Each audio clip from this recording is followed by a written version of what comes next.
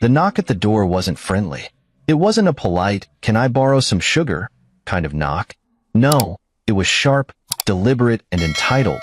The kind of knock you'd expect from someone who thought they owned the place, or at least thought they should. I stood in the hallway, staring at the door like it might bite me if I got too close. Something about that knock felt like a warning. But then again, when had my ex-wife Grace ever been subtle? I pulled the door open, and there she was. Grace. My ex dressed in designer clothes she likely couldn't afford, with sunglasses perched on her head like she was auditioning for a reality show no one wanted to watch. And beside her stood Daniel, the man she'd married after me, the man she'd left me for. His smirk was the kind that made you want to punch first and ask questions later. He didn't say a word at first, just looked me up and down like I was something he'd scrape off his shoe. Grace wasted no time. "Well, Thomas, aren't you going to invite us in?" I leaned against the doorframe, crossing my arms. "Depends. Did you bring a gift?" "That's usually what guests do." Her smile faltered for a fraction of a second, but she recovered quickly, turning her charm dial up to 11. "We're not here for pleasantries. We're here to discuss business." Daniel finally spoke, his voice dripping with mock sincerity. "Your father's estate. We have some rightful claims, and it's only fair we settle this like adults." "Rightful claims?" I couldn't help but laugh. "You're joking, right? Grace, you left me. You signed the divorce papers. And now you think you're entitled to my father's estate?" Grace stepped forward, her perfume overpowering as she crossed into my space. "Thomas, don't be unreasonable. You know how close I was to your father. He adored me." "Yeah, until he didn't," I interrupted. "Don't rewrite history just because you want a payday." Daniel's smirk grew wider, if that was even possible. "Listen, Tom." "It's Thomas," I corrected. "Only my friends call me Tom, and last I checked, you're not one of them." Daniel's jaw tightened, but he pushed on. "Look, this house is worth millions. Grace was part of this family for years, and as her husband, I think it's only right we discuss what portion of the estate belongs to her, and by extension, to us." The sheer audacity of the man was almost impressive. Almost. "You're not getting a penny," I said flatly, but before I could follow up with something less polite, another voice chimed in from behind me. "Well, this is a fascinating conversation," said Eleanor, my lawyer, stepping into view. She was holding her leather briefcase in one hand, her tablet in the other, and wearing the kind of calm, confident smile that made you believe she could take down an army with just her pen. "Thomas, aren't you going to introduce me?" Grace's face fell, but Daniel was still smirking, though it had morphed into something more uncertain. "And you are?" he asked, his tone teetering between curiosity and annoyance. "Eleanor Price," she said smoothly, "Thomas's attorney. And you must be Daniel, the man who thinks he can waltz in here and lay claim to something that doesn't belong to him. You're even bolder than I imagined." "Attorney?" Grace repeated, her confidence cracking. "Why would Thomas need an attorney?" "Because unlike some people, I like to be prepared," I said, stepping aside to let Eleanor fully into the doorway. "And I had a feeling you'd pull something like this." Eleanor opened her briefcase, pulling out a folder thicker than a dictionary. "Your timing is impeccable," she said to Grace and Daniel. "Thomas and I were just going over the details of Mr. Harrison's will. You know, the one that explicitly outlines who does and doesn't have any legal claim to the estate." The color drained from Grace's face, but Daniel stepped forward, puffing out his chest like a rooster in a barnyard. "This isn't over," he said.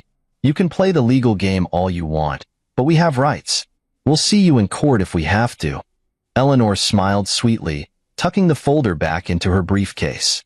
"Oh, I'm counting on it." Grace pulled Daniel back, her composure barely holding. "Come on, Daniel," she hissed. "Let's go." As they retreated down the driveway, Daniel threw one last glare over his shoulder. "This isn't the end, Thomas. We'll be back." "Looking forward to it," I called after them. I closed the door and turned to Eleanor, who was already flipping through her notes. "Well, that was entertaining," she said. "But you'd better buckle up, Thomas. This is just the beginning." I nodded, feeling the weight of what was coming. My father's legacy meant everything to me, and if Grace and Daniel thought they could take it from me, They were about to learn how wrong they were. After Grace and Daniel's dramatic departure, I sat down in the living room with Eleanor. She was already pulling out more papers from her briefcase, her expression sharper than ever. "You were right," she said, sliding a thick file across the coffee table toward me. "Your father anticipated this. He was meticulous in preparing for exactly this kind of stunt." I opened the file, finding page after page of legal documents, financial records, and correspondence that my father had quietly compiled over the years. It was overwhelming, like seeing a map of a battle plan I didn't even know I was part of. My father had always been a step ahead, and now, even after his death, he was still guiding me. "What is all this?" I asked, flipping through the pages. "Evidence," Eleanor replied, sitting back and crossing her legs. "Your father didn't just write a will. He built a fortress. Every clause, every contingency, it's all designed to protect his estate from people like Grace and Daniel. He knew they'd try something like this." My stomach churned. "You're saying he saw this coming?" Eleanor nodded. "From the moment Grace walked out on you, he started putting plans in motion. He suspected she was only with you for the money, and when the divorce happened, it confirmed his fears. Then, when Daniel entered the picture, your father became even more cautious. He didn't trust either of them." I leaned back in the chair, the weight of my father's foresight settling on my shoulders. "So, what's the plan now?" Eleanor tapped her pen against her notebook. "First, we're going to make sure the will stands exactly as your father intended. Second, we're going to expose Grace and Daniel for who they really are. And finally, we're going to ensure that everything your father worked for stays in the family." Her confidence was reassuring, but it didn't make the situation any less infuriating. Grace and Daniel weren't just greedy, they were shameless. My father had barely been gone long enough for the flowers on his grave to wilt, and they were already circling like vultures. "What do we have on them?" I asked, needing to know how strong our case really was. Eleanor's lips curved into a small, knowing smile. "Quite a bit, actually. Your father was very thorough. He hired private investigators to look into their activities after the divorce, and the results are damning." She pulled out a smaller folder and handed it to me. I hesitated for a moment before opening it. Inside were photos of Grace and Daniel meeting with various people, some of them lawyers, others unrecognizable. One picture showed them in a bank, holding what appeared to be documents. Another showed them in a dimly lit restaurant, speaking with someone who looked suspiciously like a private investigator of their own. "What am I looking at?" I asked, my throat dry. "Evidence of their attempts to contest the will before your father even passed," Eleanor explained. "They've been planning this for months. Daniel, in particular, has been aggressive in trying to find loopholes or weak points they could exploit." I stared at the photos, my blood boiling. Grace and I had shared years together. We weren't perfect, but I'd always believed that, at the very least, she cared about me once. Now it seemed like every moment of our marriage had been part of some larger scheme. "And the will?" I asked, trying to keep my anger in check. "How airtight is it?" "As airtight as it gets," Eleanor assured me. "Your father included a clause, what we call a no-contest clause. It essentially states that if anyone tries to challenge the will, they risk forfeiting their inheritance entirely. So if they fight this, they'll lose everything." A grim sense of satisfaction settled over me. My father hadn't just been cautious, he'd been brilliant. Grace and Daniel thought they could outsmart him, but they were about to learn just how wrong they were. "What's next?" I asked, closing the folder and looking at Eleanor. "Next," she said, standing up and gathering her papers, "we prepare for the reading of the will. That's when this will all come to a head. Grace and Daniel are going to think they've won, and when they do, we'll be ready to show them just how wrong they are." I followed her to the door, my resolve hardening with every step. This wasn't just about protecting my father's legacy anymore. It was about standing up to people who thought they could take whatever they wanted without consequence. As Eleanor stepped outside, she turned back to me. "One more thing, Thomas. Your father left you something. It's not in the will, it's separate. I'll bring it to you tomorrow before the reading. He wanted you to have it when the time was right." "What is it?" I asked, curiosity piqued. She smiled. "You'll see." I watched her drive away, my mind racing. Whatever my father had left me, I had a feeling it was going to change everything. Grace and Daniel thought they had this in the bag, but they didn't know what they were walking into. They didn't know who they were up against. The next morning, Eleanor arrived right on time, holding a small leather-bound journal and a sealed envelope in her hands. There was a weight to her expression, one that told me whatever she had brought wasn't just another piece of legal strategy. It was personal. "This belonged to your father," she said, handing me the journal first. "He kept it during his last year, knowing things were coming to a head." I took the journal carefully, running my fingers over the worn leather cover. My father, Richard, had always been a man of quiet reflection, preferring to write down his thoughts rather than voice them aloud. This journal felt like a part of him I hadn't seen before. "What's in it?" I asked. Eleanor gestured for me to open it. His thoughts, suspicions, and plans. But more importantly, the truth about Grace. I sat down at the kitchen table and opened the journal. The first few pages were filled with entries about my father's declining health, his concerns for the future, and his determination to protect the family's legacy. But as I turned the pages, the tone shifted. March 15th. Grace is not the woman Thomas thinks she is. She came into his life with ulterior motives, and while I hoped their love would be genuine, it's clear now that she was only ever after what she thought she could gain. I've been watching her closely, and the signs are all there. Secret phone calls, unexplained trips, and now, Daniel. I paused, the words cutting deeper than I expected. My father had known. He had seen what I refused to acknowledge during my marriage. Grace's betrayal wasn't just personal. It had been calculated. I turned another page. April 2nd. Daniel is dangerous. He doesn't care about Grace beyond what she can deliver. He's pushing her to secure access to the estate, to manipulate me while I'm vulnerable. I won't let them win. I've started documenting everything, leaving no room for doubt when the time comes. Thomas will see the truth, even if it's painful. My hands trembled as I closed the journal. I looked up at Eleanor, who was watching me carefully. "He knew," I said, my voice hoarse. "He knew about all of it." Eleanor nodded. "And he made sure you'd have the tools to fight back." She handed me the envelope next. I opened it to find a letter in my father's handwriting, addressed directly to me. "My dearest Thomas, if you're reading this, it means the battle has begun. Grace and Daniel have made their move, just as I knew they would. I'm sorry you have to face this, but I want you to remember one thing. You are not alone. I've given Eleanor everything she needs to ensure the truth comes to light. Trust her and trust yourself. You're stronger than you think. As for Grace and Daniel, they've underestimated you and me. They think this is about money, but they're wrong. This is about integrity, about protecting what truly matters. Inside the journal, you'll find evidence of their deceit, but there's more to come. The will is only the beginning. Watch closely, Thomas. The pieces are already falling into place.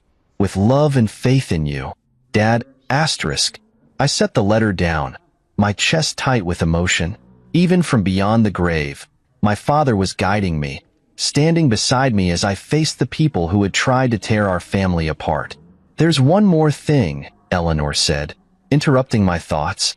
She reached into her bag and pulled out a USB drive. "Your father hired a private investigator. This drive contains surveillance footage and audio recordings, everything he uncovered about Grace and Daniel's plans." I stared at the drive, my anger simmering beneath the surface. "What did he find?" Eleanor sighed. "Meetings with lawyers to discuss contesting the will. Bank transfers that suggest Grace was siphoning money from your joint account during your marriage. And Daniel? He's been bribing people left and right, trying to dig up dirt on you and your father." I clenched my fists, the weight of their betrayal crashing over me like a wave. They hadn't just wanted to hurt me, they wanted to destroy everything my father had built. Eleanor placed a hand on my shoulder. "Thomas, this isn't just about defending the estate anymore. It's about showing them they can't get away with this." I nodded, a newfound resolve settling in my chest. "Let's make sure they don't." As Eleanor packed up her things, I picked up my father's journal again, flipping to a page I hadn't read yet. A single phrase stood out, written in bold, deliberate letters. "The truth always comes to light." I closed the journal, the words echoing in my mind. Grace and Daniel thought they could manipulate me, deceive me, and take what wasn't theirs. But they didn't realize that my father had left me more than an inheritance. He'd left me the strength to fight back. The reading of the will was tomorrow, and I was ready for whatever came next. The day of the will reading arrived, and the tension in the room was palpable. Grace and Daniel sat across from me at the long conference table, looking far too confident for my liking. Grace was dressed to the nines, her sharp smile a mask of smug superiority, while Daniel lounged beside her, exuding the arrogance of someone who believed he'd already won. Eleanor sat to my left, calm and composed as always, her legal briefcase perched beside her. Across the room, the executor of my father's will, Mr. Warren, adjusted his glasses and prepared to begin. As he opened the official documents, Grace leaned forward, her eyes practically sparkling with anticipation. "Let's get this over with," she said, her voice dripping with fake charm. "We're all here for the same reason." I didn't respond, choosing instead to glance at Eleanor. She gave me a subtle nod, a signal that we were ready for what was about to unfold. Mr. Warren cleared his throat. This will was written and finalized 6 months before Mr. Harrison's passing. It clearly outlines the division of assets, including the estate, business holdings, and financial trusts. Grace practically purred. "Wonderful. I'm sure Richard left instructions that reflect his affection for everyone involved." "Affection?" I muttered under my breath. Eleanor hid a smirk. Mr. Warren continued. "The initial division is as follows. The Harrison estate, including this property, is to be allocated 60% to Thomas Harrison and 40% to us," Grace interrupted, sitting back in triumph. "Exactly as I expected." But Mr. Warren raised his hand, stopping her mid-gloat. "Please let me finish.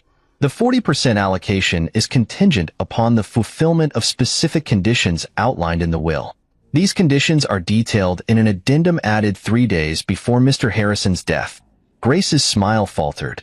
"What conditions?" Mr. Warren glanced at Eleanor, who took the opportunity to speak.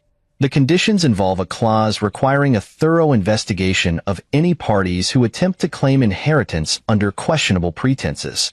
Daniel sat up straighter, his smirk replaced with unease. "What does that mean?" Eleanor's voice was steady, but her words hit like a hammer. "It means that any attempt to manipulate Mr. Harrison or his estate activates a no-contest clause. Essentially, if you're caught trying to deceive your way into an inheritance, you lose everything." Grace's confidence began to crack. "This is ridiculous," she snapped. "We've done nothing wrong." Eleanor raised an eyebrow, her expression almost amused. "Really? Then perhaps you'd like to explain these." She reached into her briefcase and pulled out a stack of documents and photographs, sliding them across the table for everyone to see. Grace hesitated, but Daniel snatched them up, flipping through them with increasing panic. "What is this?" he demanded. Eleanor leaned forward, her voice sharp. "Evidence. Photos of the two of you, meeting with lawyers to discuss contesting the will before Richard even passed.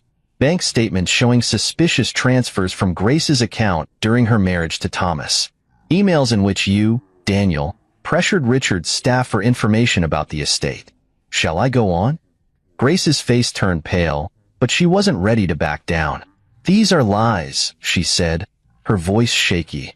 "Fabricated to make us look bad." "Lies?" Eleanor echoed, pulling out another piece of paper.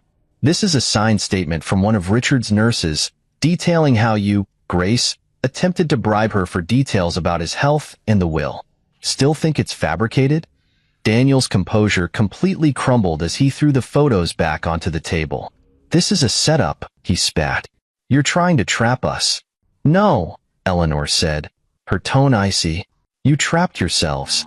Richard Harrison was one of the sharpest men I've ever known, and he wasn't about to let anyone take advantage of him or his family." Grace's voice rose, desperate now. "This doesn't prove anything. Richard was old, sick. He probably didn't even know what he was signing." Eleanor's eyes narrowed. "Careful, Grace. Claiming that Richard wasn't of sound mind is a dangerous argument when we have evidence proving your attempts to manipulate him. You'd only incriminate yourself further." Daniel stood abruptly, his chair scraping against the floor. "We're leaving. This is a waste of time." But before he could storm out, Eleanor dropped her final bombshell. "Leaving won't change what happens next. This evidence is already with the authorities, and any attempt to challenge the will from here on out will result in criminal charges." The room went silent. Grace's hands were trembling now, her carefully constructed facade in shambles. Daniel looked like he wanted to disappear, his earlier bravado nowhere to be found. I leaned back in my chair, finally allowing myself a small smile. "I warned you not to come here." Grace glared at me, her voice venomous. "You think you've won, don't you? This isn't over." Eleanor stood, collecting her papers with a calm efficiency that only made Grace's fury more pathetic. "Oh, it's over," she said. "You just haven't realized it yet." As Grace and Daniel slinked out of the room, I felt a weight lift off my shoulders. My father's plan was working perfectly. The truth was coming to light, and Grace and Daniel's greed had led them straight into the trap they deserved. I turned to Eleanor. "What's next?" She smiled, her confidence unshaken. "Next? We let them dig their hole even deeper. The courtroom is where this really gets interesting." I nodded, ready for whatever came next. My father had prepared me for this, and I wasn't about to let him down. The day of reckoning was finally here, the courtroom showdown where Grace and Daniel would meet the consequences of their greed. Eleanor and I arrived early, her briefcase practically brimming with the evidence my father had meticulously gathered. The courthouse buzzed with activity, and I could see reporters already circling outside, eager for a sensational story. Inside, the courtroom was filled with an audience of curious onlookers. Grace and Daniel sat at the defendant's table, their expressions a mix of forced calm and barely concealed panic. Grace was impeccably dressed, as usual, but the cracks in her composure were beginning to show. Daniel, on the other hand, looked like he'd aged a decade overnight. Their attorney sat between them, whispering hurried reassurances that didn't seem to help. I sat beside Eleanor, who looked as calm and collected as ever. "They're going to fight this," I whispered. "They can try," she replied with a faint smile. "But your father left no loose ends." The judge entered, and the room fell silent. After the formalities, the case began with the reading of the will. The initial terms were straightforward. 60% of the estate was allocated to me, while 40% was to go to Grace and Daniel, contingent on fulfilling specific conditions. Grace sat up straighter, her confidence briefly returning. But then Eleanor stood, her presence commanding the room. "Your Honor, we would like to introduce evidence related to the conditions of the will, as outlined in the addendum." Grace's attorney stood quickly. "Objection, Your Honor. This is irrelevant to the initial distribution of assets." The judge raised an eyebrow. "Overruled. Proceed, Ms. Price." Eleanor stepped forward, her voice steady and precise. "The conditions of the will include a no-contest clause. This clause states that any party attempting to manipulate Mr. Richard Harrison or his estate forfeits their claim entirely. We have evidence that the defendants, Grace and Daniel, engaged in such manipulation." Gasps rippled through the courtroom. Grace's attorney scrambled to object again, but the judge waved him off. "Let her continue." Eleanor approached the bench, handing over a stack of documents. These include bank statements, photographs, and signed affidavits detailing the defendant's actions. Notably, we have proof of bribery attempts, fraudulent financial activities, and premeditated plans to contest the will before Mr. Harrison's passing. The judge reviewed the documents, his expression darkening. Grace's attorney looked like he wanted to crawl under the table. Daniel leaned over to whisper something to him, but the attorney ignored him, clearly out of his depth. Eleanor continued, her tone sharp. "Furthermore, we have video evidence of Grace and Daniel discussing their plans.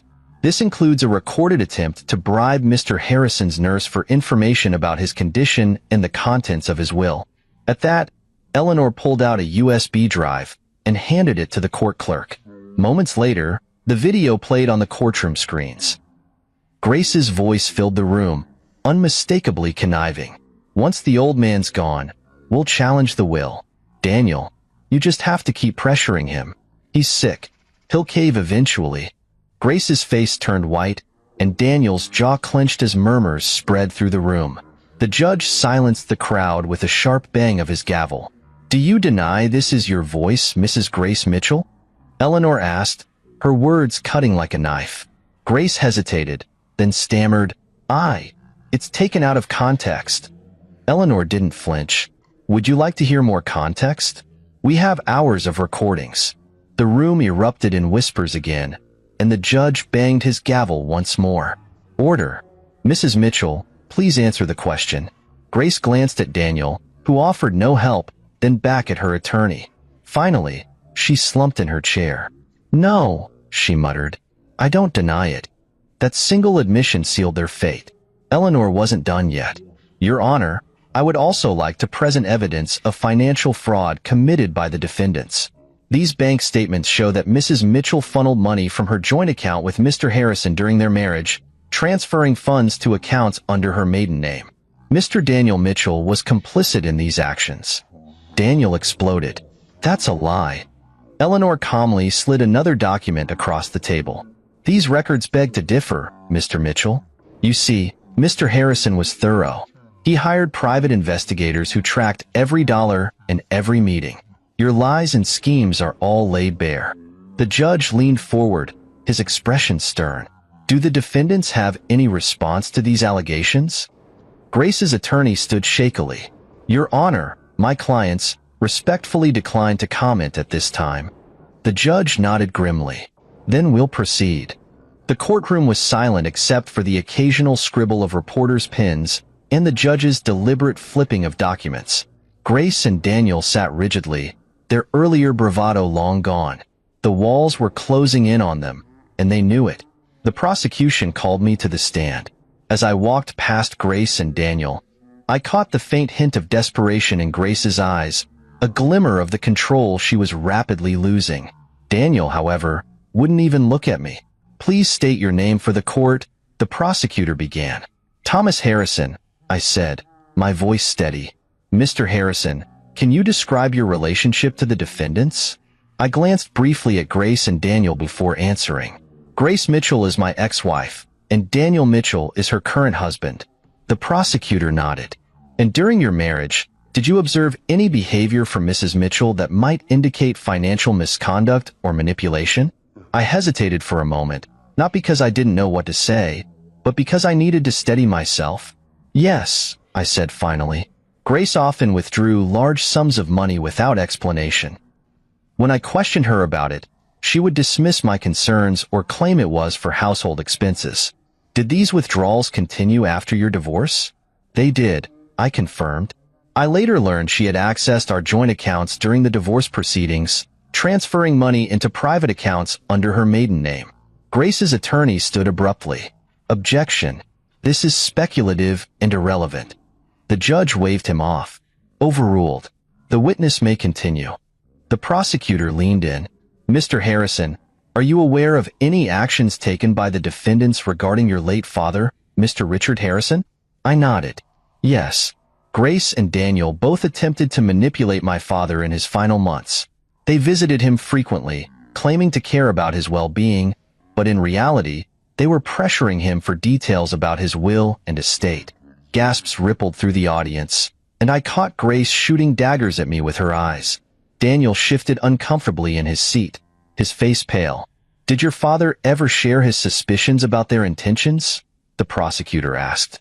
I nodded again. "He did. My father was a cautious man, and he saw through their act. He even documented their attempts to manipulate him." "Can you elaborate on that documentation?" "My father hired private investigators to gather evidence. He collected photos, financial records, and even video recordings of their actions. He wanted to ensure his legacy was protected." The prosecutor approached the judge. "Your Honor, we would like to submit into evidence the surveillance footage provided by Mr. Richard Harrison." The court clerk loaded the footage onto the screens. The first clip showed Grace and Daniel in a hospital hallway, whispering conspiratorially. Grace's voice echoed through the room. "Once the will is read, we'll contest it. Daniel, you need to keep pushing him. Remind him how much I've sacrificed for this family." The second clip showed Daniel meeting with an unknown man in a parking lot, exchanging a thick envelope. The prosecutor explained, "This is footage of Mr. Mitchell bribing a nurse for confidential information about Mr. Harrison's health." Grace covered her face with her hands, while Daniel sat frozen, his jaw clenched so tightly it looked like it might snap. The courtroom murmured, the air thick with tension. The prosecutor turned back to me. "Mr. Harrison, what impact has this situation had on you?" I took a deep breath. Losing my father was devastating enough, but to watch Grace and Daniel try to exploit his death for their own gain, it's been infuriating and heartbreaking.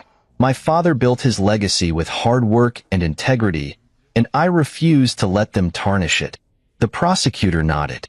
"Thank you, Mr. Harrison. No further questions." As I returned to my seat, Grace's attorney rose to cross-examine me, but before he could begin, Grace stood abruptly, her chair screeching against the floor.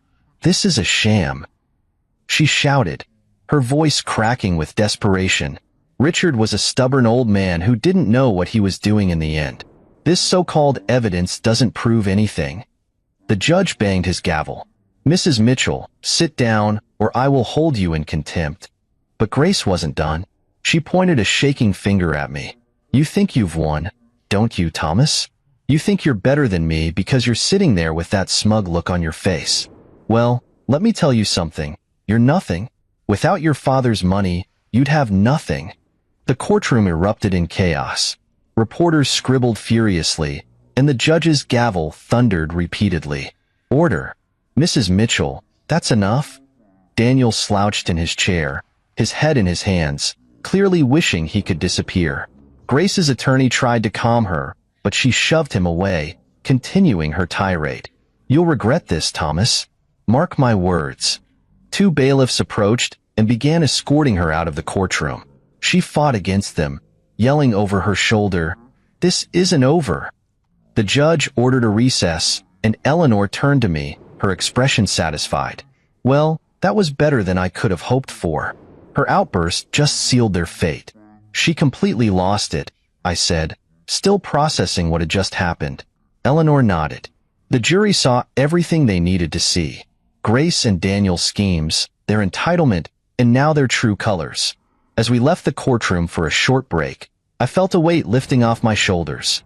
The evidence was airtight, and Grace's meltdown had only solidified our case. My father's careful planning was paying off, and soon, justice would be served. After the courtroom recess, I returned to my seat, my mind swirling with thoughts of everything that had unfolded. Grace's meltdown was still fresh in everyone's mind, her outburst having left the jury with no doubt about her true nature. Daniel's silence, his unwillingness to defend her or even himself, only further cemented their guilt. Eleanor sat beside me, calm and focused as ever. But before the judge resumed proceedings, she leaned over and whispered, "There's one more thing your father planned that I haven't shared yet. It's time to play the final card." "What is it?" I asked, my curiosity piqued. She gave me a small, conspiratorial smile. "You'll see soon enough." The judge returned, and the proceedings resumed. The prosecutor stood and announced, "Your Honor, we have one final piece of evidence to submit, a statement recorded by Mr. Richard Harrison shortly before his passing." The room fell silent. Grace, now visibly shaken and pale, exchanged a nervous glance with Daniel. The judge nodded, granting the request, and the court clerk prepared the video. The screen came to life, and there he was, my father. Richard Harrison appeared thinner and frilier than I remembered, but his voice was as firm and commanding as ever. He sat in his favorite leather chair, the bookshelves of his study framing him in the background. "If you're watching this," he began, "then my suspicions have been confirmed. Grace and Daniel have attempted to claim a part of my estate through manipulation and deceit. To them, I say this. Your greed has blinded you to the fact that this was never about money. It was about integrity, about the values this family was built upon." He leaned forward, his gaze sharp and unyielding. "Grace, you entered my son's life under false pretenses, pretending to care for him while secretly plotting your own gain. And Daniel, you saw an opportunity to exploit that and took it without a second thought. But you underestimated me. You underestimated my son. And now, The consequences of your actions are unavoidable. The courtroom was completely still as my father continued. To my son, Thomas, I leave not just my estate but the responsibility to uphold our family's legacy. Thomas, I know this has been difficult, but you've handled it with strength and dignity. I'm proud of you. He paused, his expression softening briefly before hardening again. To those who think they can take what doesn't belong to them, remember this. The truth always finds its way to the light. And when it does, you will have no one to blame but yourselves. The video ended, leaving the courtroom in stunned silence. Grace looked as if she'd been physically struck, while Daniel's head hung low, his defeat written all over him. The prosecutor stood again, his voice calm and resolute. Your Honor, this video, along with the overwhelming evidence presented, demonstrates the defendant's intent to manipulate Mr. Harrison and his estate.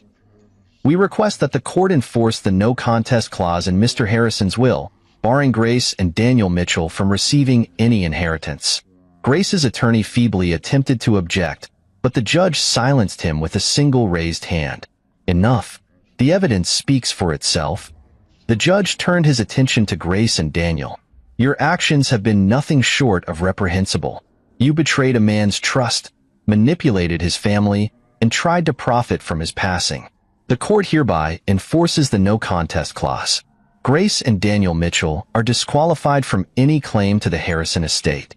The gavel struck, and it was over. Grace let out a choked gasp, her hand flying to her mouth as if to stifle a scream. Daniel simply slumped in his seat, looking like a man who had lost everything, because he had. As the courtroom emptied, Eleanor and I stayed behind for a moment. She pulled out a sealed envelope from her bag and handed it to me. Your father asked me to give this to you once the case was resolved. I opened it carefully, revealing another handwritten letter. Thomas, if you're reading this, it means justice has been served. But this letter isn't about them. It's about you. I wanted you to know how much I believed in you, how proud I am of the man you've become. This fight wasn't just about protecting the estate. It was about ensuring you understood your worth and strength. In the desk drawer of my study, you'll find one last surprise. It's something I hope will help you move forward and continue building the legacy we started together. With love, Dad. My hands trembled as I read the letter. Eleanor smiled softly. He thought of everything, didn't he? I nodded, my throat too tight to speak.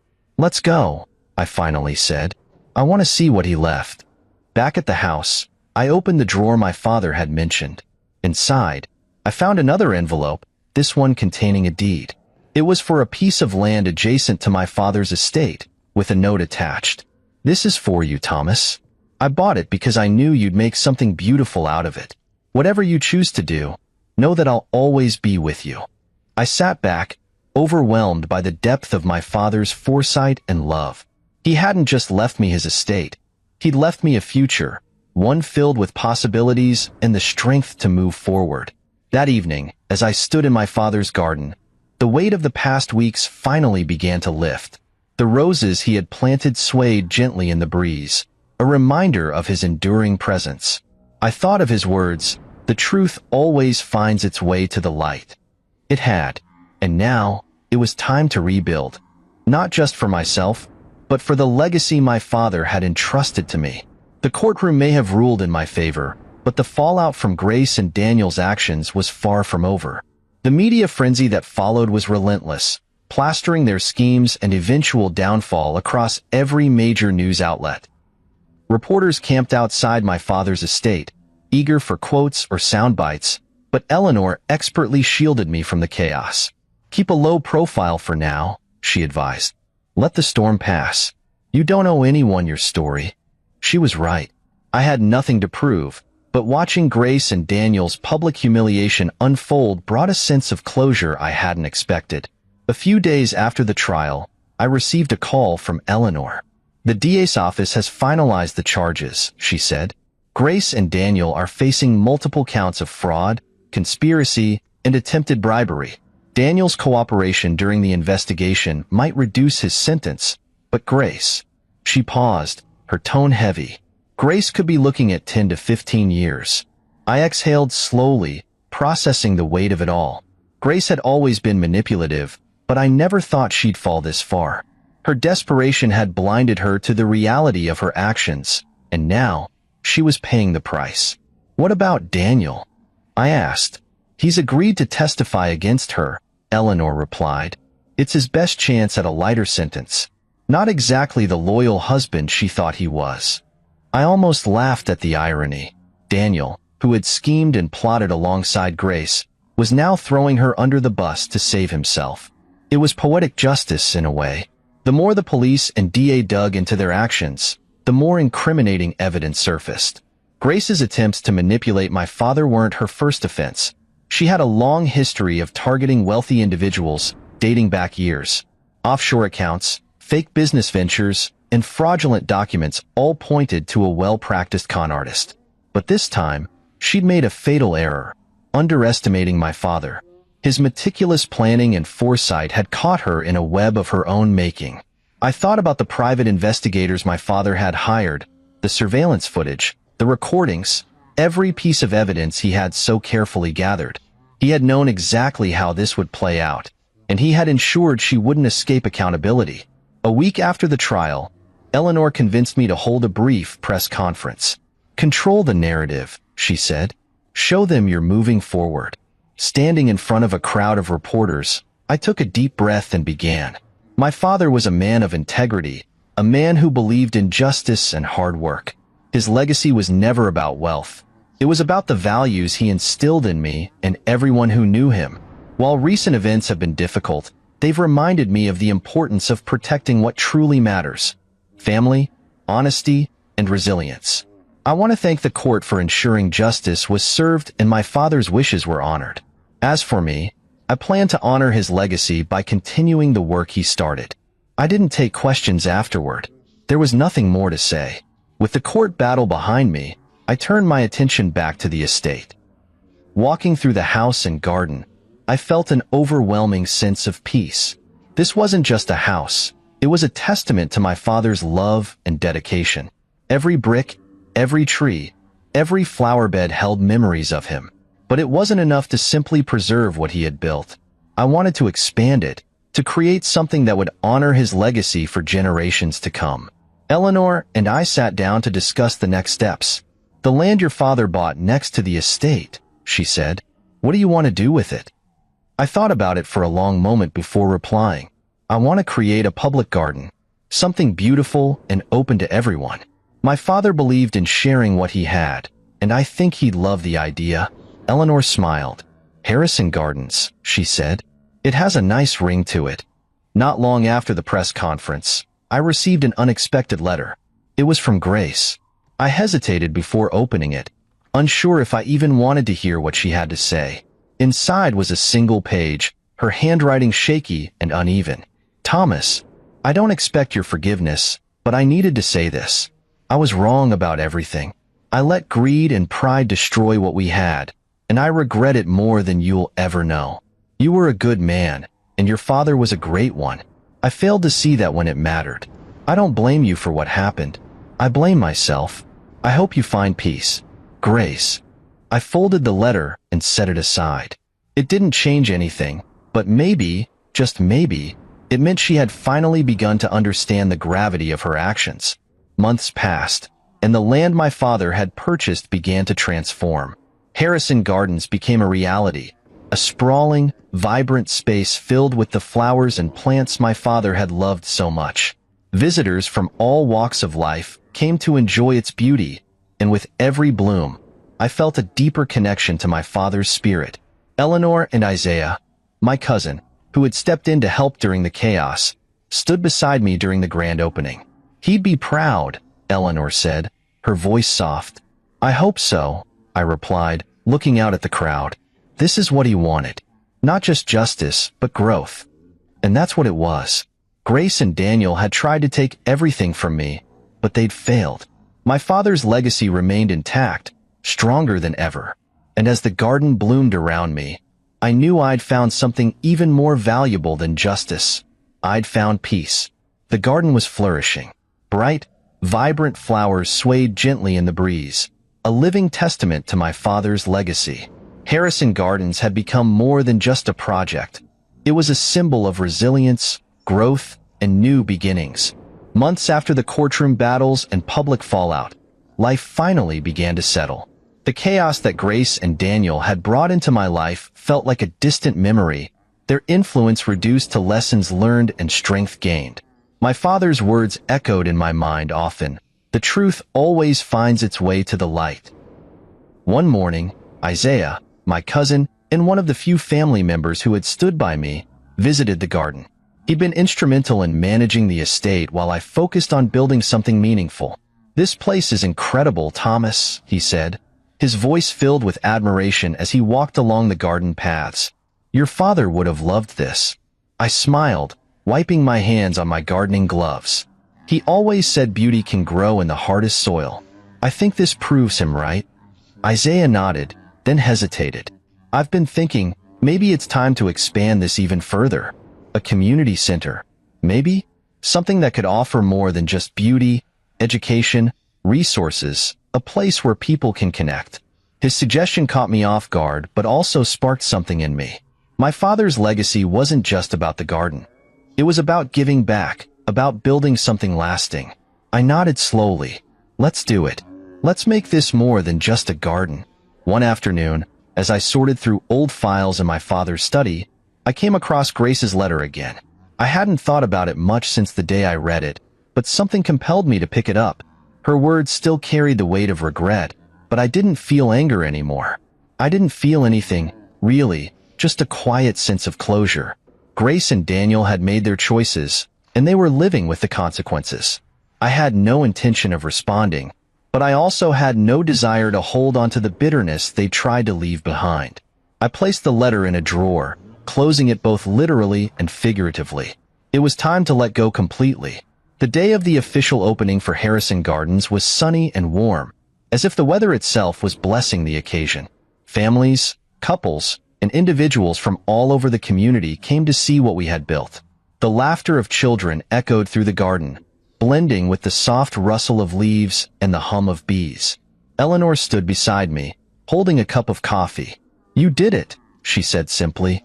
"We did it," I corrected her. "I couldn't have done this without you." She smiled, raising her cup in a toast. "To Richard Harrison, a man who knew how to plan for everything." "To Dad," I said, raising my own invisible toast. "And to second chances." As the months rolled on, Harrison Gardens grew into something I could never have imagined.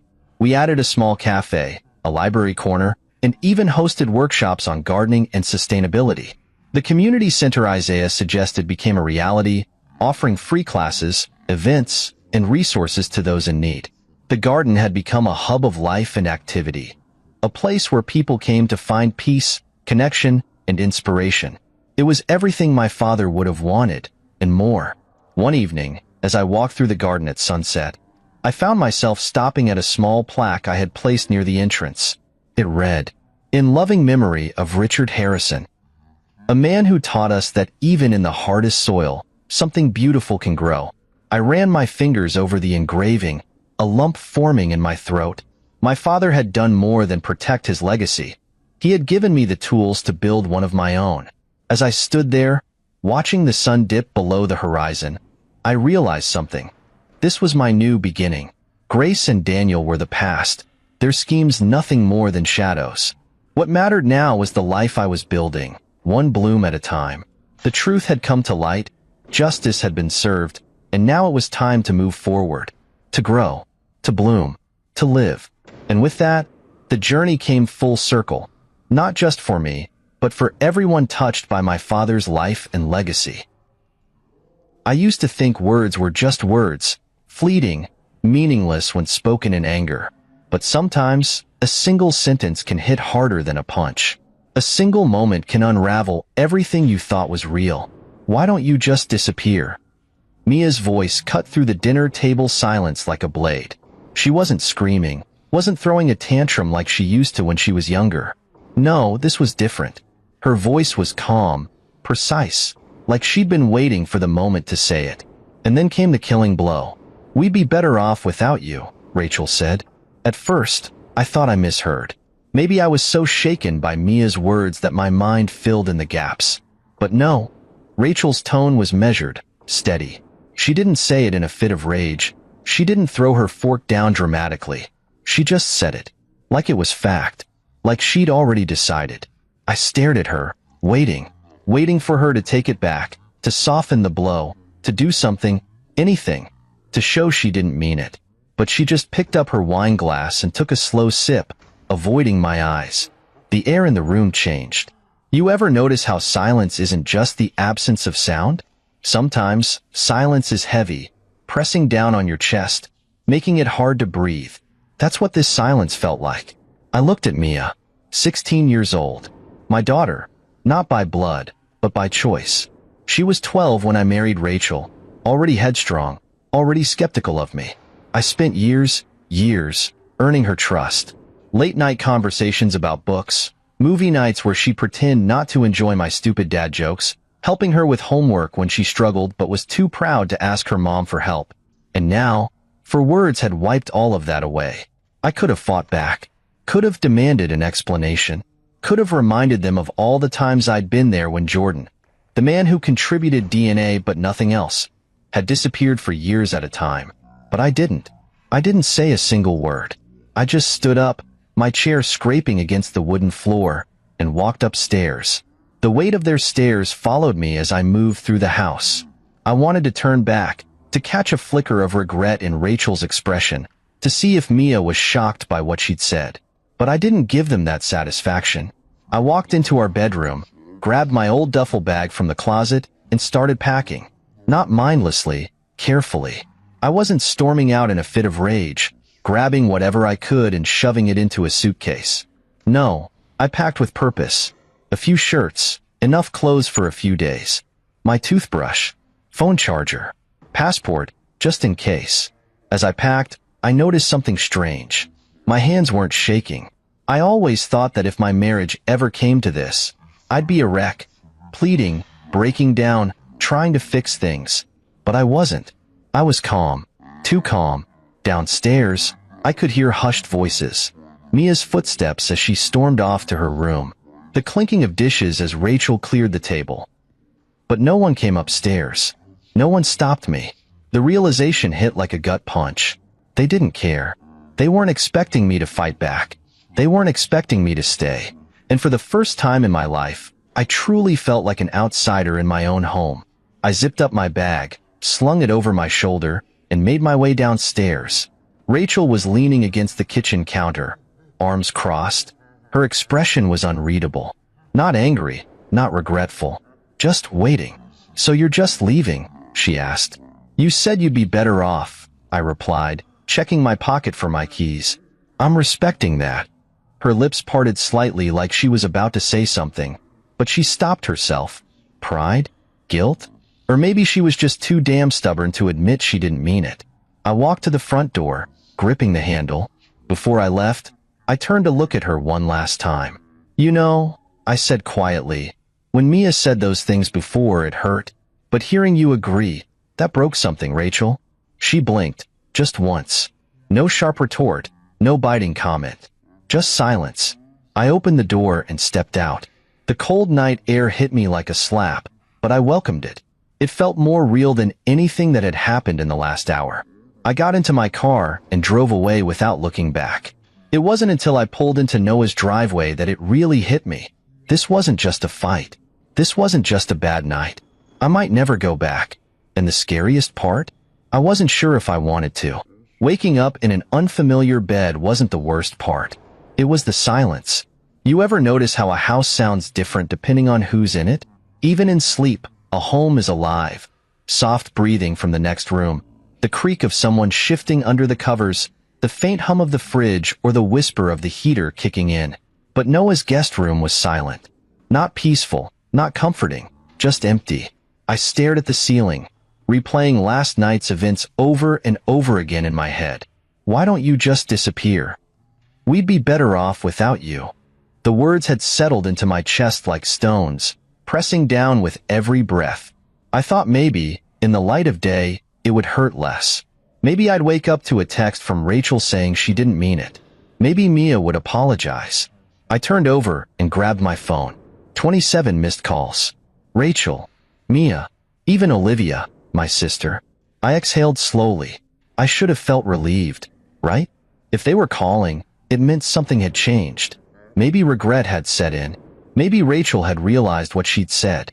Maybe Mia had seen my empty chair at the breakfast table and felt a twinge of guilt. Maybe, but something felt off. Rachel wasn't the kind of person who'd call 15 times unless something was wrong. Olivia wasn't the type to get involved unless she had to. A bad feeling crawled up my spine. I sat up and pulled on my jeans, still creased from yesterday. Noah was already in the kitchen when I stepped out, scrolling on his phone, a cup of coffee in his free hand.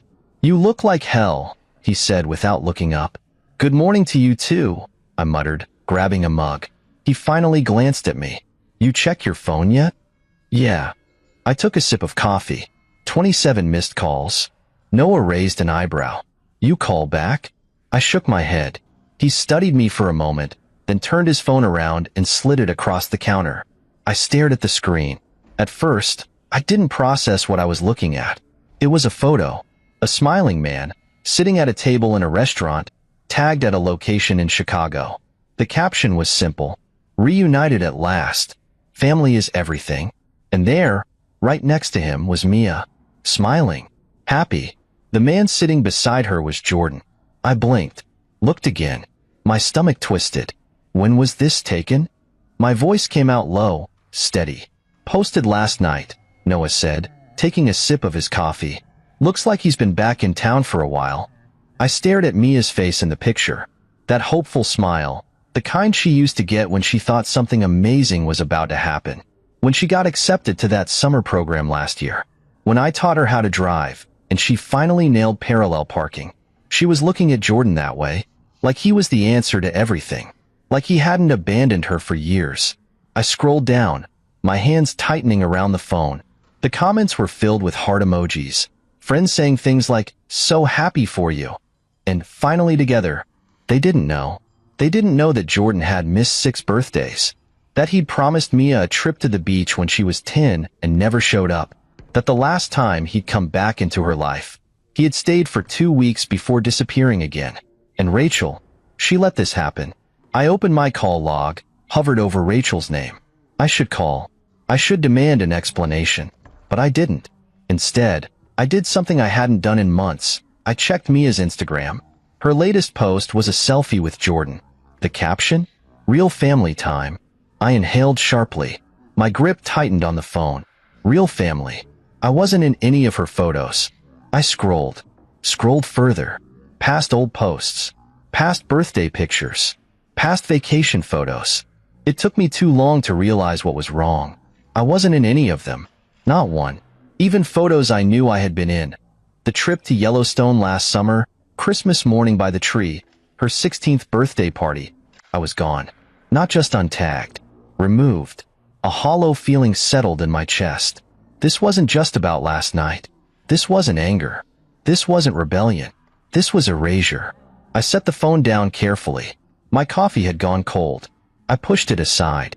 Noah must have seen something in my face because his expression shifted. "You okay?" I exhaled, slow, measured. "No." He nodded like he expected that. "You gonna call her?" Rachel's name was still on my screen. I stared at it. Then I looked back at Mia's Instagram. Real family time. I made a decision. I slid the phone back across the counter and stood up. "I'm going home," I said. Noah didn't try to stop me. Because this time, I wasn't going back for them. I was going back to see what was left of me. The drive home was quieter than I expected. No radio, no traffic noise that I paid attention to. Just the sound of my thoughts, circling the same realization over and over again. I had been erased. Not just forgotten, not just ignored. Erased. Mia hadn't just stopped talking to me. She had rewritten history. The vacations, the birthdays, the moments we shared, gone. And Rachel had allowed it. The closer I got to the house, the tighter the knot in my stomach became. I didn't know what I was walking into. Were they waiting for me? Had Mia even noticed I was gone? Did Rachel regret anything? Or was she already imagining a life where I didn't exist? I pulled into the driveway, staring at the house I had called home for years. Nothing looked different from the outside. The lawn was still neatly trimmed. The lights were still on. If a stranger had passed by, they wouldn't have guessed that the man inside had been told he was disposable less than 24 hours ago. I stepped out of the car, pocketed my keys, and made my way up the porch. My fingers hesitated on the door handle. I wasn't coming back to beg. I wasn't coming back to argue. I just needed to see, to confirm what I already knew deep down. When I stepped inside, I was met with silence. Not the comfortable, peaceful kind, but the heavy, unnatural kind. Like the house itself was waiting. And then I saw it. The wall of family photos in the living room. I had noticed the missing pictures before, but now, standing in front of them, it was even worse than I thought. It wasn't just a few missing frames. I had been deliberately cut out. One by one, the moments we had shared, altered. The Yellowstone trip? I had taken that photo, but now, a gap in the composition showed where I had once stood. Christmas morning? Mia had been sitting next to me, unwrapping the book she had begged for all year. But now the image looked wrong, like someone had been cropped out. I took a step back. My breathing was steady, but my hands clenched at my sides. This wasn't an accident. This was intentional. The floor above me creaked. A door softly clicked shut. Mia. I stayed still, listening. She had noticed I was here. For a moment, there was silence. Then, after a slight hesitation, her footsteps moved toward the stairs. I turned just in time to see her coming down, phone in hand, avoiding my eyes. She didn't greet me, didn't say anything, just walked past, heading toward the kitchen. Morning, I said, my voice even. She paused, just for a second. Then, without looking at me, she muttered, morning. The tension in the air was thick. 3 years of building trust, of bonding, of being the one who was always there. And this is where we had ended up. That's a lot of calls you made, I continued, keeping my tone neutral. Finally, she glanced at me. Mom wanted me to. So it hadn't been her. Of course not. She shifted uncomfortably, fingers gripping her phone like it was a lifeline. How long has this been going on? I asked. She frowned. What? The photos. The erasing. How long? She looked at me now, fully. And there it was, the same defiance I had seen last night. But beneath it, I caught something else. Something smaller, something fragile. Guilt. A while, she admitted. Before last night? She nodded.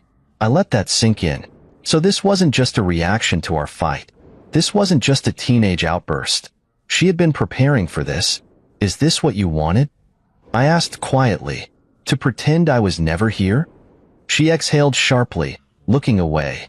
It's not like that. Then what's it like? Her jaw tightened. I don't know, okay? It felt easier. Easier? Yeah, she snapped. Easier than having to explain. Easier than. She cut herself off, shaking her head like she'd already said too much. I watched her carefully. Explain what, Mia? Her phone buzzed. She glanced down.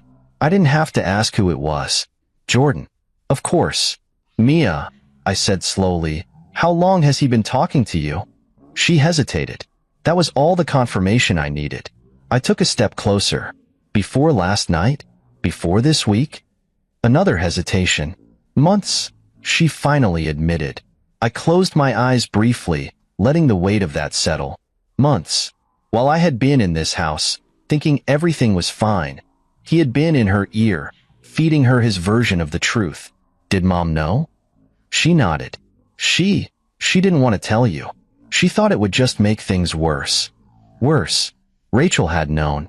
She had known Jordan was back, that he was talking to Mia, filling her head with whatever lies he had convinced himself of, and she had let it happen.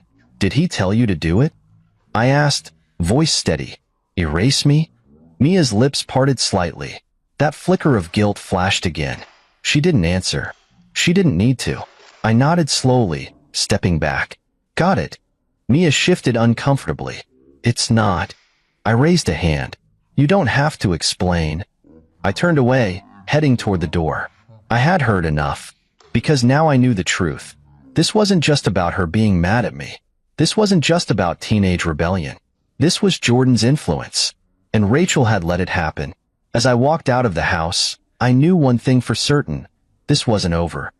I didn't drive far. I couldn't. I pulled into an empty parking lot outside a closed cafe, gripping the steering wheel so tightly my knuckles turned white. The anger that had been simmering since last night was boiling over. But it wasn't just anger. It was something worse. Betrayal. Mia had been talking to Jordan for months. Rachel had known. And neither of them had told me. I pressed my forehead against the steering wheel, taking slow, measured breaths. I wasn't going to break down. I wasn't going to lose control. I needed to think. My phone buzzed against the passenger seat. I didn't have to look to know who it was. I let it ring. I let the silence stretch. Then I picked it up. 27 missed calls yesterday. Another 8 this morning. Rachel, Mia, Olivia, and now, a number I didn't recognize. I hesitated, then answered. Hello? Mr. Carter? The voice was unfamiliar, professional. A woman. This is Mrs. Taylor, Mia's guidance counselor at Westbridge High. I hope I'm not catching you at a bad time. I sat up. No, it's fine.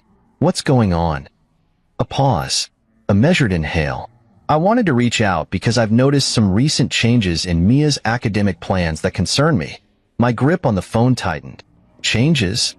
Yes. As of yesterday, she submitted withdrawal forms for all her advanced placement classes. She's also dropping French club and student council. I asked her why, and she said she's transferring schools next semester. I nearly dropped the phone. She what? Mrs. Taylor continued, her voice calm but laced with concern. She requested her transcripts be sent to 3 schools in Chicago. My stomach twisted. Jordan. Chicago. I ran a hand down my face. And you're just now telling me this? To be honest, I would have contacted you sooner, but her mother signed off on everything. I assumed it was a family decision. A bitter laugh escaped me. Yeah. No. Definitely not a family decision. Another pause. I see. Mr. Carter, I don't mean to overstep, but I've known Mia since freshman year. She's always been driven, ambitious. She had a clear college plan, and now, within a matter of days, she's giving it all up to follow someone to another city. That's not normal. No, it wasn't. It was textbook manipulation. I shut my eyes, inhaling deeply. She said anything else? Just that she's found a new opportunity, and that her father believes she's wasting her potential here. Her father. Not me. Not the man who had raised her. Not the man who had been at every school function, every late-night breakdown, every moment when she needed someone. Jordan had swooped in after years and already convinced her she needed to throw her future away for him. I forced my voice to stay level. Did she mention what kind of opportunity? A beat of hesitation. She said it was something in business. A startup. I clenched my jaw. Let me guess. Her father's startup? Yes. I laughed, but there was no humor in it. Just disbelief. Just rage bubbling beneath the surface. I knew exactly what was happening. Jordan had done this before. Not just to Mia, not just to Rachel, to others. Years ago, he had convinced Rachel to loan him $20,000 for a sure-thing business venture. She never saw a dime of it.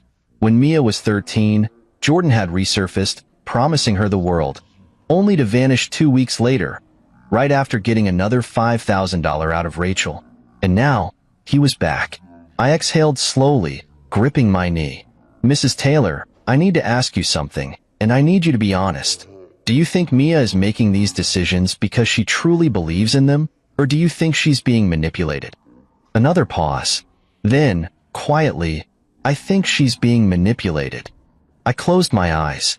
That was all I needed to hear. Thank you, I said. I appreciate the call. If there's anything I can do, I'll handle it, I said. And I would. I hung up, staring out the windshield. Mia wasn't just pulling away from me. She was being ripped away. I knew Jordan. I knew his tricks. He was laying the groundwork for something bigger. Convincing her to erase me was just step one. The next step? Get her dependent on him. Get her financially tied to him. Make sure she feels like he's the only one who believes in her. I couldn't let that happen. I wouldn't. I took another breath, steadying myself. First things first. I needed to see Rachel. I turned the ignition, backed out of the parking lot, and headed home. When I pulled into the driveway, Rachel's car was already there.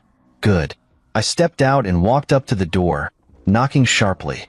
A moment later, the door opened. Rachel stood there, arms crossed, eyes guarded. "You're back." I pushed past her, stepping inside.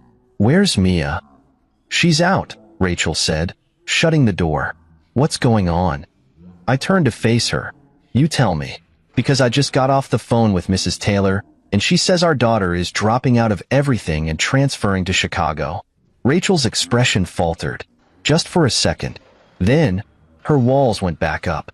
"I was going to tell you," she said. "When?" My voice was sharp now. "When she was already gone?" Rachel sighed, rubbing her temple. "Lucas, How long have you known?" I interrupted. "How long have you known he's been back? That he's been talking to her? That he's been filling her head with this garbage?"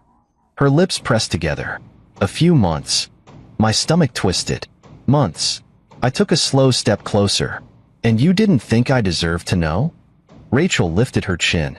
"I thought I could handle it." "You thought you could handle Jordan?" I scoffed. "The same man who stole from you? The same man who lied to Mia, abandoned her, disappeared for years at a time? You really thought he just wanted to be a father now?" Rachel hesitated. I ran a hand down my face. "Jesus, Rachel. I was scared," she snapped suddenly. "All right? I was scared that if I pushed too hard, she'd cut me out, that she'd choose him." I inhaled sharply. "So instead, you let her erase me." Silence. Rachel exhaled, looking away. I didn't know what to do. I nodded slowly. "Well, now you don't have a choice." Rachel blinked. "What do you mean?" I pulled out my phone. "I'm stopping this. Now." Rachel's face paled. "What are you going to do?" I met her eyes. "I'm going to make sure he never gets the chance to do this to her, or anyone again." Rachel stood in front of me, arms crossed, lips pressed into a tight line. I could see the tension in her shoulders, the way her fingers twitched at her sides. But I didn't care. I wasn't here to argue. I was here to end this. "You can't just stop Jordan," Rachel said, voice sharp. "He's already gotten into Mia's head. If you push too hard, you'll just make her run to him faster." "She's already running," I shot back. "Or did you miss the part where she's transferring schools? Where she's about to hand him her entire college fund?" Rachel flinched. "I didn't." "Didn't what?" I demanded. "Didn't think it would go this far? Didn't think he'd do it again?" I let out a bitter laugh. "You should have known better. We both should have." Her jaw tightened. "You think I don't feel guilty? I think you're more worried about keeping Mia's trust than keeping her safe." That one landed. Her face crumpled for half a second before she masked it. I exhaled, running a hand down my face. "Look, I don't have time for this. You want to keep pretending like Jordan's not dangerous? Fine. But I'm not standing by and letting him do to Mia what he's done to you. What he's done to God knows how many other people." Rachel stared at me, something flickering behind her eyes. "What do you mean?"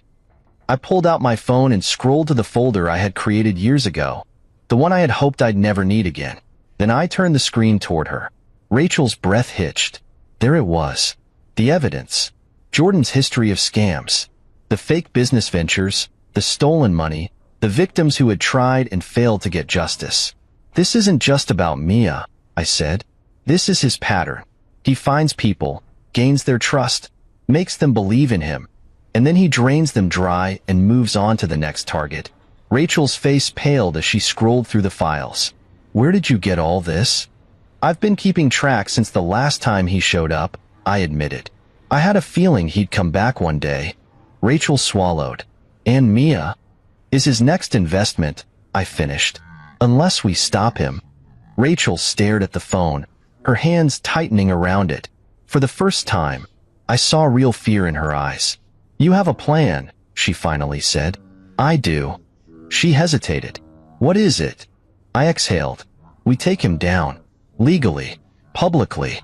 We expose him." Rachel's expression darkened. "How?" I glanced at my phone. "With a little help." I scrolled through my contacts and called Olivia. She picked up on the second ring. Lucas, I need a favor. A pause. Is this about Mia? Yes. And Jordan? Silence. Then, what do you need? I looked at Rachel. Connections. Someone who can help us take him down for good. Olivia didn't even hesitate. I know someone at the Securities and Exchange Commission. Jordan's running a fraud scheme. If he's soliciting investments under false pretenses, they can investigate. My grip on the phone tightened. That's exactly what he's doing. He's trying to get Mia and her friend's parents to invest in his startup. Olivia cursed under her breath. All right, I'll make some calls. Send me everything you have. Already on it. We hung up, and I turned back to Rachel. Step 1. Get the SEC involved. Step 2. Get the police involved. Step 3? I smiled coldly. Set a trap? Rachel exhaled. You want to bait him? Exactly. She looked uncertain. Lucas, if we do this, Mia's going to hate us. For a while? Probably. I met her eyes. But I'd rather she hate me for stopping him than resent me for letting him ruin her life. Rachel looked away. She won't forgive me. She will, I said. Eventually.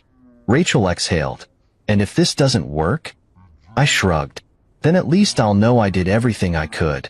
Rachel hesitated, then nodded. What's the plan? I pulled up Jordan's latest text from the family group chat. Big announcement at dinner tomorrow night. Can't wait to share the news. I smirked. We're going to crash his party. The next evening, I sat outside the restaurant, watching the guests arrive. Rachel sat beside me, twisting a napkin in her hands. She looked nervous. Good. She should be. Are you sure this will work? She asked. It's already working, I said, nodding toward a black sedan parked nearby. Inside? Federal agents. And inside the restaurant? 3 parents wearing hidden microphones. Jordan was about to sell them on his fake company, and we were about to catch him in the act. Rachel exhaled. Mia's inside. I know. She's going to be furious. I know. She looked at me. You still want to do this? I turned to her. Would you rather let her sign over her college fund to a con artist?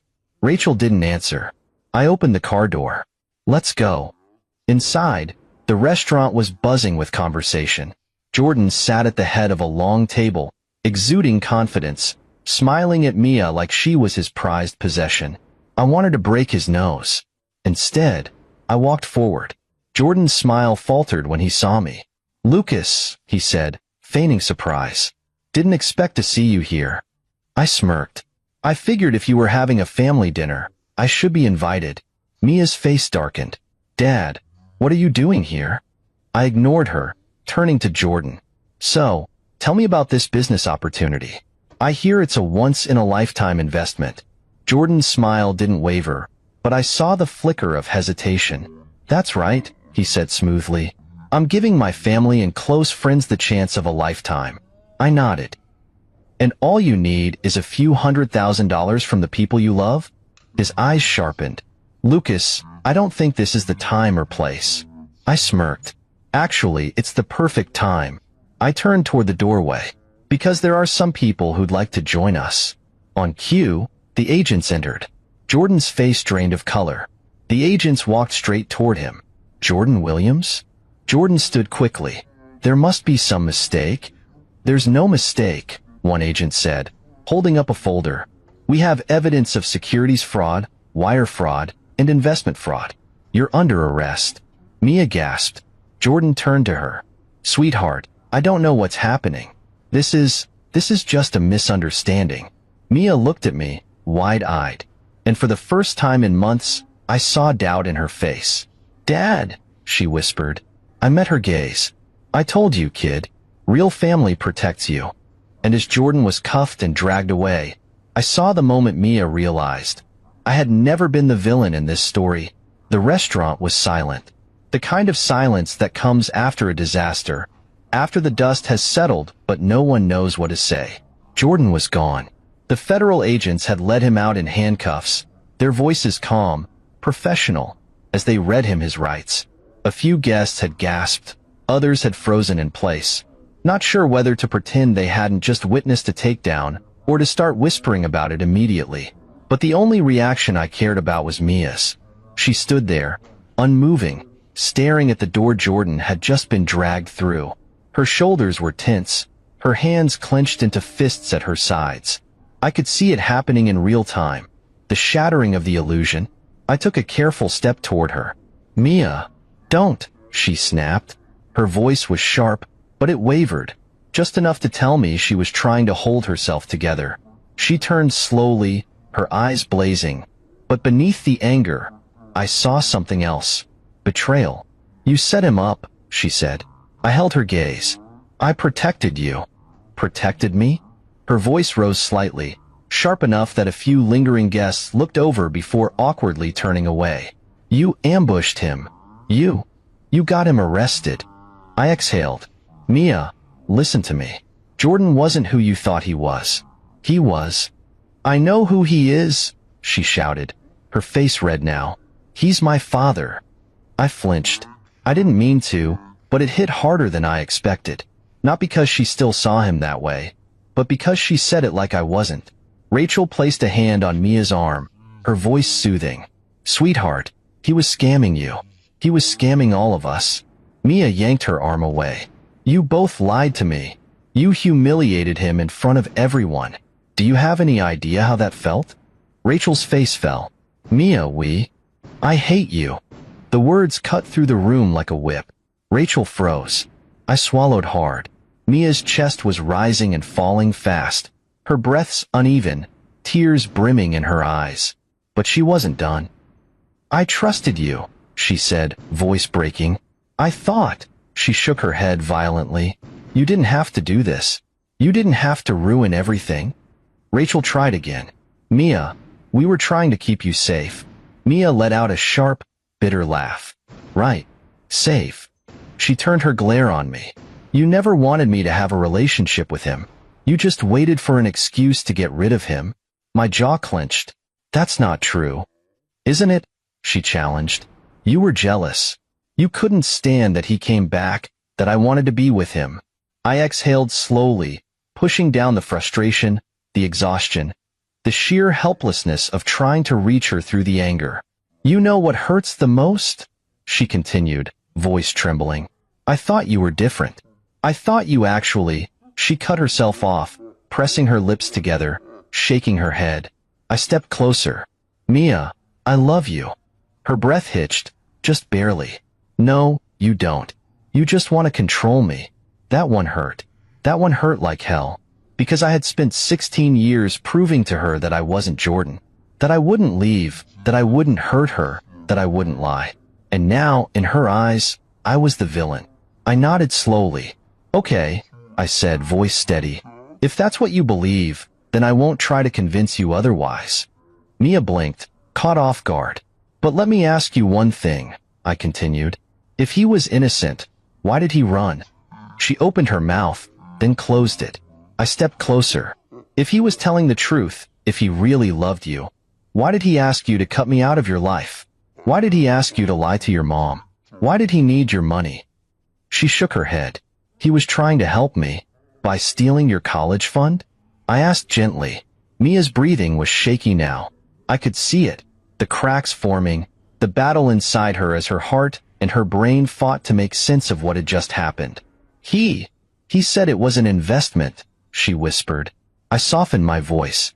"It wasn't. It was a scam. And you weren't the only one he was trying to fool." Tears spilled over, and she angrily wiped them away. I knew better than to push her, so I let her stand there, arms wrapped around herself, the truth sinking in, breaking apart everything she had convinced herself to believe. Rachel reached for her again, but Mia stepped back. I need to go." Rachel looked at me, silently asking what to do. I shook my head. "Let her." Mia turned and walked out of the restaurant, shoulders stiff, head down. Rachel hesitated, then exhaled. "She hates us." I shook my head. "She doesn't." Rachel looked at me. "She just said it to our faces." I met her eyes. "She's hurting. She's confused. She's mad." I exhaled. "But she doesn't hate us." Rachel's expression wavered. "How do you know?" "Because deep down, She knows the truth. Rachel swallowed. And now? I stared at the door Mia had just walked through, feeling the weight of everything that had happened, of everything that was still ahead. Now, I said quietly, we wait. Waiting. That was the hardest part. I had spent months watching Mia slip away, and now, after everything, after exposing Jordan, after watching her break right in front of me, I had no choice but to wait. It had been 3 days since the restaurant. 3 days since she had stormed out, since she had looked at me like I was the one who had betrayed her, since she had walked away without turning back. And in those 3 days, nothing. No calls. No texts. Silence. Rachel was struggling with it in her own way. She had spent the first day pacing, picking up her phone every 5 minutes like she expected Mia to magically change her mind and come home. By the second day, she had gone quiet, the exhaustion settling in her bones. By the third, she looked like she had aged 5 years. I didn't tell her, but I had barely slept. I told myself it was because I was waiting for Mia to reach out, but the truth was, I was terrified she wouldn't. What if we had pushed too hard? What if we had done the right thing but lost her in the process? What if, after everything, Jordan still won? The thought alone made me sick. So when my phone finally buzzed on the morning of the 4th day, I nearly knocked my coffee over trying to grab it. Mia. A text. Just one sentence. Can we talk? I stared at the screen for a long moment, my heart hammering. Then I typed back, of course. Where? A few seconds passed. Then, ice cream place? I exhaled. 3 years. That's how long we had been going to that little ice cream shop. It had started as a tradition after her dance classes, a way to bribe her into talking to me when she was younger. Over time, it became our thing. And now, she was reaching out. I grabbed my keys. The shop was nearly empty when I got there. It was late afternoon, too early for the usual evening crowd, but I had a feeling Mia had picked it for that reason. She was already there, sitting in the corner booth, hands wrapped around a small cup of mint chocolate chip, the same flavor she had always gotten. But she looked different. Not angry, not defiant, just tired. I walked over slowly, sliding into the seat across from her. She didn't look up at first, just kept her gaze on her ice cream, poking at it with her spoon. Finally, she exhaled. I don't know how to start. Then don't, I said gently. Just say whatever's on your mind. She hesitated. Then, quietly, I feel stupid. That took me off guard. Why? Her fingers tightened around the cup. Because I should have known. I should have seen it. But she swallowed. I wanted it to be real so bad that I ignored everything. I let her sit in that silence for a moment. Then I said, that doesn't make you stupid, Mia. That makes you human. Her eyes flicked up to mine, searching. You're not mad? I was never mad at you, I said softly. Frustrated? Sure. Scared? Definitely. But never mad. Her lips parted slightly, like she hadn't expected that. I leaned forward.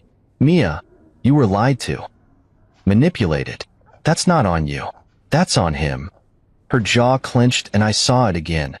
That flicker of anger, but this time, it wasn't directed at me. Why did he do it? She asked. I sighed. Because that's who he is. He takes. He convinces people to give up everything for him, and then he disappears. It's what he's always done. She exhaled, rubbing her temple. I feel so stupid for believing him. You believed him because you wanted to, I said. And that's okay. We all want to believe that people can change. But the important thing isn't that you believed him. It's that now, you see the truth. She let that sit for a while. Then, barely above a whisper, she asked, why didn't you fight me harder? I frowned. What do you mean? When I was pulling away, when I erased you from the photos, when I said, she swallowed hard. When I said all those things, why didn't you stop me?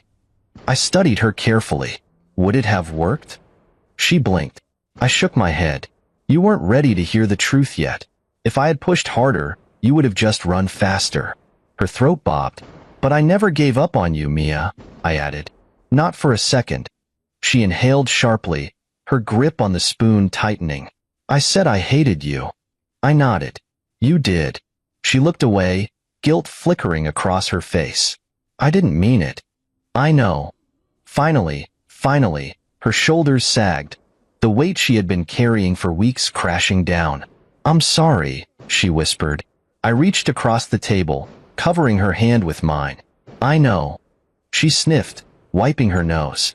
You're supposed to say, it's okay. I smiled gently. No, it's not okay. But it will be. She let out a breathy laugh, shaking her head. God, you're such a dad. I chuckled. You're just realizing that now?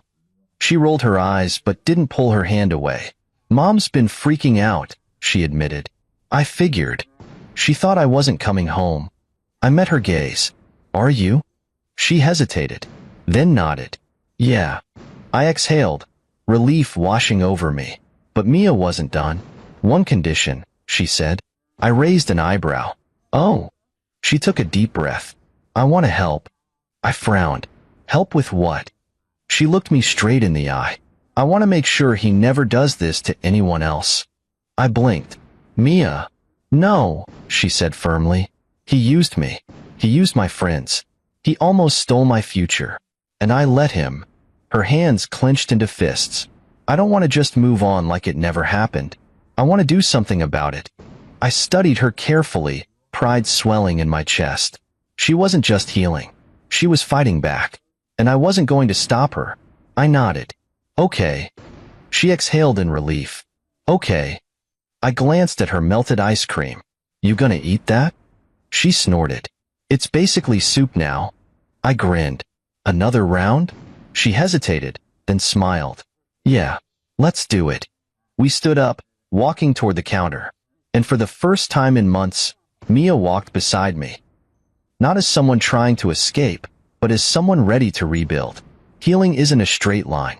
It's messy, unpredictable. Some days, it feels like progress. Other days, it feels like you're right back where you started. But today felt like progress. Mia had come home. Rachel and I had been sitting in the living room when we heard the front door unlock. The sound was so normal, so routine, that for a second, neither of us reacted. But then I saw Rachel freeze, her hands tightening around the throw pillow on her lap. I turned just in time to see Mia step inside. She wasn't carrying a suitcase, wasn't making a dramatic entrance. She just walked in, like she had done 1,000 times before. Rachel shot up from the couch. Mia? Mia hesitated in the doorway. Yeah, it's me. For a long, painful moment, Rachel didn't move. Like she wasn't sure if this was real, or if one wrong word would make Mia walk right back out. Then, she took a careful step forward. Are you? Yeah, Mia cut in. I'm staying. Rachel's breath hitched. I saw her throat bob as she swallowed the emotions threatening to spill over. Oh, sweetheart. Before she could finish, Mia crossed the room and hugged her. Rachel collapsed into the hug, wrapping her arms around Mia like she was afraid to let go. I sat back, watching them, letting them have this moment. Then Mia turned to me. She didn't rush toward me the way she had with Rachel, but she didn't hesitate, either. She just looked at me for a long second, then nodded. I meant what I said at the ice cream shop, she murmured. I nodded back. I know. And just like that, the weight I had been carrying for weeks finally started to lift. She was home. The next few days felt lighter. Mia wasn't avoiding us anymore. She didn't immediately go to her room and shut the door. She was still quiet, still processing everything, but she was here. She asked Rachel for help with her history project. She sat next to me on the couch and stole my popcorn during a movie. She stayed at the dinner table instead of rushing off after eating. Small things. Huge things. Then, one night, she knocked on my office door. I looked up from my laptop. Hey kid. She stepped inside, holding a manila envelope. I found this in my room, she said, placing it on my desk. Jordan asked me to mail it last week. I frowned, picking it up. What is it? Investment paperwork. For his startup. I flipped through the documents, my stomach twisting. Sure enough, it was exactly what I thought it was. A contract for an initial investment of $50,000. Mia, I said slowly, were you actually going to sign this? She shifted uncomfortably. I thought about it. I wanted to prove I believed in him. I exhaled sharply. And now? She met my gaze. I want to add it to the evidence file. I studied her. You sure? Yeah. She squared her shoulders. I want to be the one to hand it over. A slow smile tugged at the corner of my mouth. All right. I reached for my phone. Tomorrow morning, we deliver it together. The next morning, we walked into the district attorney's office. Mia had been quiet in the car, but now, as we stood in the hallway, I could see her nerves creeping in. She was gripping the envelope tightly, her fingers twitching slightly. I nudged her. You okay? She nodded quickly. Yeah, just it's weird. What is? She exhaled. I spent so long thinking he was the one person who really saw me, who believed in me. And now, I'm helping put him away. I nodded. That's not easy. She let out a soft laugh. No, it's really not. I glanced at her hands. You don't have to do this if you're not ready. She tightened her grip on the envelope. I am. Before I could say anything else, the door opened, and a woman in a navy blue suit stepped out. Mr. Carter? Mia. Mia straightened. That's us. The woman smiled. I'm Assistant District Attorney Wells. Come on in. The meeting didn't take long. Mia handed over the documents. She answered their questions. She told them everything she had heard Jordan say, every promise he had made, every lie he had fed her. She didn't hesitate. And when we left the office, stepping out into the cool morning air, she let out a deep breath and smiled. I raised an eyebrow. That a relief smile or a nervous smile? A little of both, she admitted. I grinned. Proud of you, kid. She smirked. You gonna start saying kiddo next? Absolutely not, I said. You'd disown me. She laughed, really laughed. And God, I had missed that sound. Then she nudged me. Ice cream? I blinked. At 10 in the morning? She grinned. Breakfast of champions. I shook my head, chuckling. Let's do it. And as we walked down the sidewalk, heading toward our favorite shop, I realized something. This wasn't just healing. This was rebuilding. Mia had made a choice.